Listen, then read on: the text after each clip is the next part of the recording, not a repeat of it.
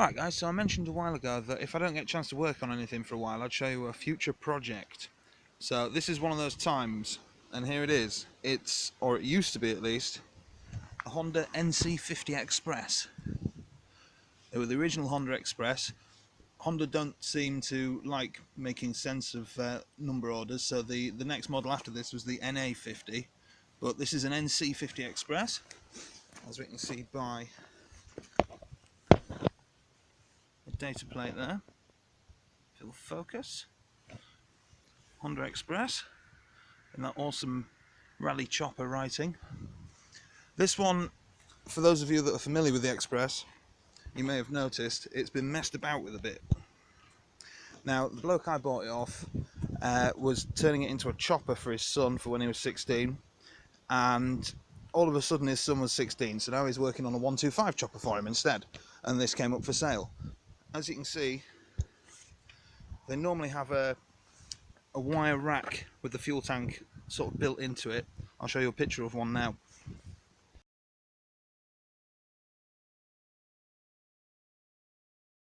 So that's what they normally look like. This is mine, and it's got a custom rear light on it, and the tank has been moved here. Now the NA50 had a different, it was a very similar fuel tank. It's two layers, so there's the oil tank and the petrol tank all in one unit, but the NA50 had a petrol gauge built into the top, whereas this one just has the oil gauge built into the side, which the other one had as well. And as you can see, he's flipped the rack round and chopped it and attached it there. I'm not sure if it'll be staying like that, to be honest. I think I'd rather have it how it was, in all honesty, but we shall see. You never know, I might change my mind. So this is one of the it was registered in May 1980. It's V-Reg, and it's from that era with these weird sort of skeletal shopper bike type mopeds. This one is CVT drive, it's all housed in here, and they look weird. They never looked cool, even when they were new. They quite often had a front rack and a rear rack. The rear rack, as you can imagine, you'd have your rack round here on the tank, and if you had a top box on there, you couldn't then get to the fuel cap or the oil cap, so that was a bit self-defeating. Let's have a look inside the tank. It looks like it's been creamed or POR 15'd or something, and it's failed, so that's going to need a swill out. Dare we look in the oil tank as well?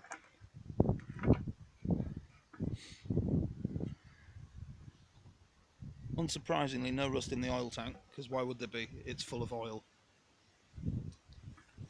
Here's a sticker for you to read.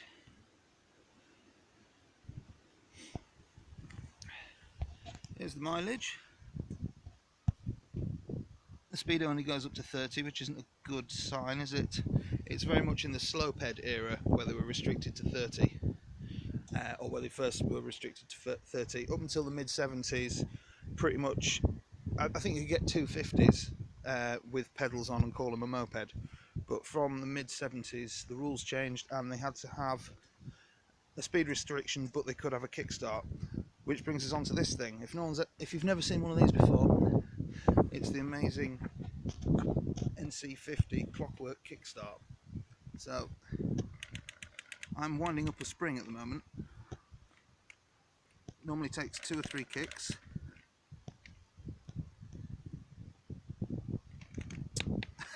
There goes the airbox. As you can see, it's a bit fiddly.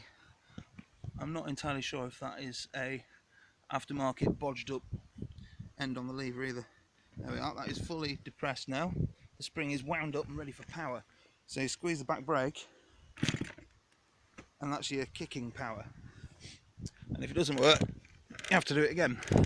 The idea is old ladies could use it because they didn't need a decent amount of kicking power in their left leg. As you can hear, it turns over, which is good. Now, there are some strange features on this bike. This and the Yamaha QT50, which are a similar sort of shopper-based bike, I had one-sided suspension and swing arm situation. I've got a QT50 that we're going to be working on at some point, but the QT is shaft drive, whereas this has got a CVT. It may actually, I haven't properly researched into this, it may actually just be a belt drive rather than a CVT, so it may not actually variate. So I'll have to look into that. Got your standard, very Kehin looking carb. Is it Kehin? Hard to tell from here, maybe you guys can see. It's held onto the intake with roofing bolts, which isn't good. I think that's an aftermarket hole through the frame there as well to bolt this on, which is a shame.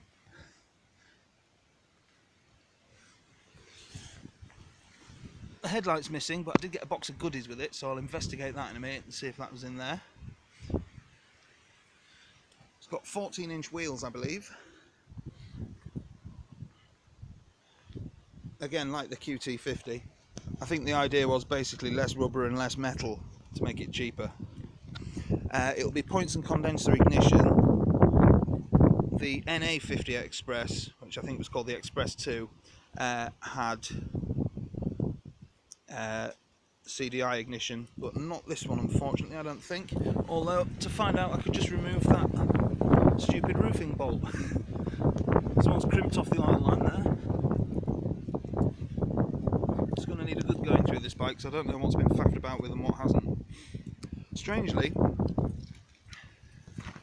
the high tension lead goes up here, no coil there, the coil is under here.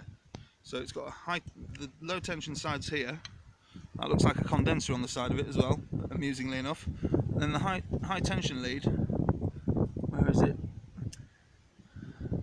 There's your high tension lead going down and straight through there. Seems to me it would probably be better to have the low tension as far down as you can, because this is the one that's going to zap you. But I suppose at least it keeps the weather off the ignition coil, which has got to be a good thing, hasn't it? So, who wants to look through the box of goodies that came with it? Have you spotted the first awesome thing about it? I'll get to it in a minute. Alright. So we have a spare, well, I think these are the ones that came off it, what looks like a brake cable, and the inner and outer speedo cables. Haynes Workshop manual, always a bonus. Some sort of circuit exhaust, I think possibly a Proma circuit. The original exhaust I don't think is with it, so this is quite handy. Especially because it's got an aftermarket filter on it, without the Jubilee clip holding it on, which I think we'll have to sort. But the aftermarket filter should hopefully make it slightly faster, I don't know. Some low handlebars. I may use some of this stuff for a different project, because if I'm keeping that as original as I can, I'll obviously keep the original bars on it. These would go quite nice on a Tomos. I have just invested in some M bars for one of the Maxi projects, so I could have used those if I'd have known, couldn't I? One side stand, because the centre stand interferes with the aftermarket exhaust. One mystery box containing a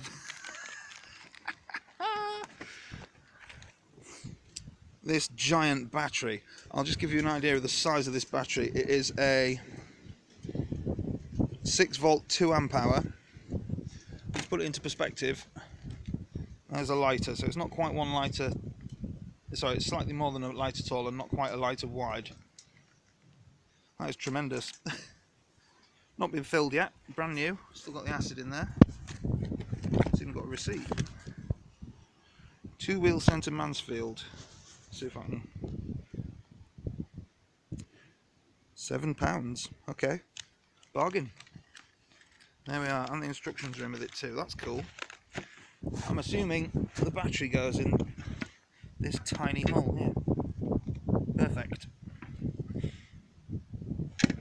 That's good to know. So one battery.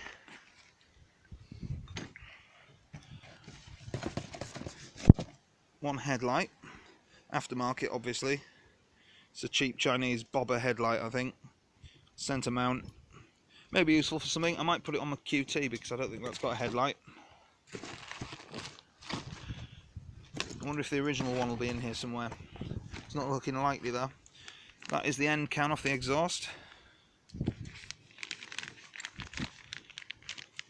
Unbranded, I believe. Oh no, promo. Excellent. But they didn't want to stick the sticker on. Spare belt. Well, that's handy, isn't it?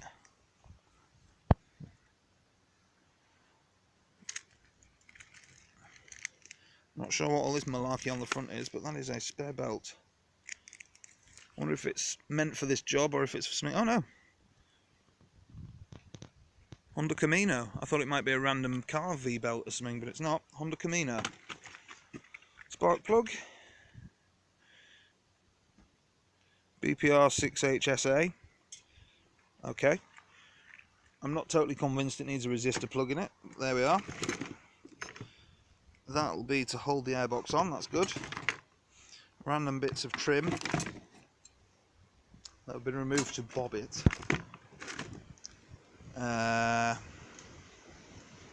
Do not know.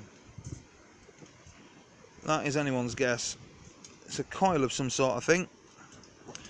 Like a fabric wrapped coil. I wonder if it's some sort of resistor for maybe the brake light, something like that.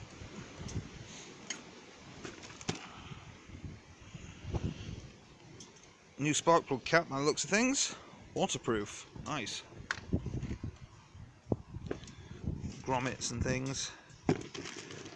That is... There's one.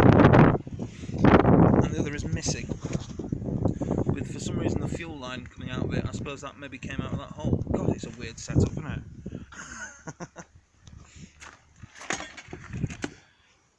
One, unfortunately, cut down mudguard. Presumably for the front. Cable ties. The tiniest fuel filter you've ever seen. Bolts and stuff. A very blown looking bulb. A couple of bulb holders and this, which is a...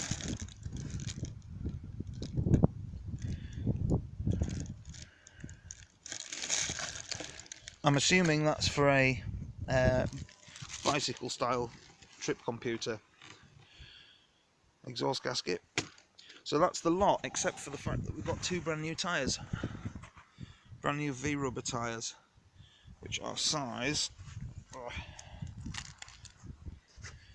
2.25 by 14. And the speed rating, if I can find it, V, which means something, but I can't remember what. Oh, there we are, maximum speed 30 miles an hour. Well, that's all they'll be doing, don't panic. So there we are, another project I'm going to get round to when the shed is fully built. Thanks for watching.